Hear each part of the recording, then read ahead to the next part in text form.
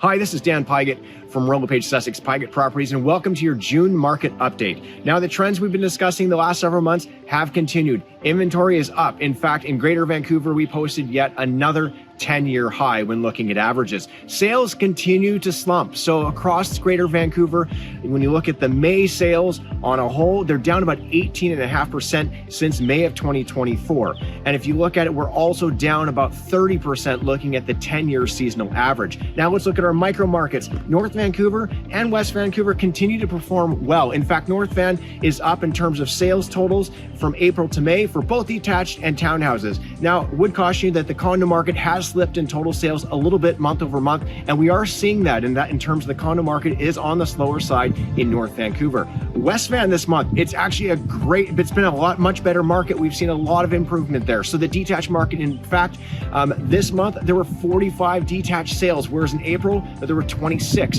So great to see those numbers, as West Van's been fairly slow most of the year. Now, a couple things to mention just in the general marketplaces this week. There was another Bank of Canada announcement. They decided to keep the rates steady. They did not move them. So that means if you have a variable interest rate on a mortgage, or if you have a line of credit, your payments there are likely not changing. If you're in a fixed mortgage or looking to get a fixed mortgage, those rates have been moving. So reach out to your mortgage professional, as they'll be able to give you some advice on what's going on in that marketplace.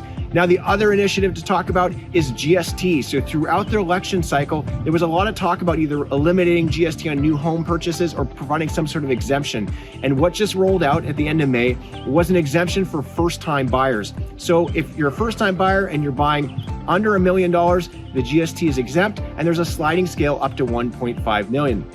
Now, if you bought a couple months ago, you may be thinking, this is great, I don't have to pay GST. But unfortunately, it's not a retroactive legislation, meaning the purchase had to be May 27th of this year and beyond. There's another bunch of other kind of smaller circumstances here with this exemption. We've got a link to more information below in this newsletter. And if you have any questions, as always, reach out. The market's ever changing. There is good opportunity. We're having great activity with buyers and on our listings. So although it's slow, don't think that you can't sell and you can't buy in this marketplace. For more information, reach out. We'd love to chat with you, and we'll talk to you again in July when the summer's here.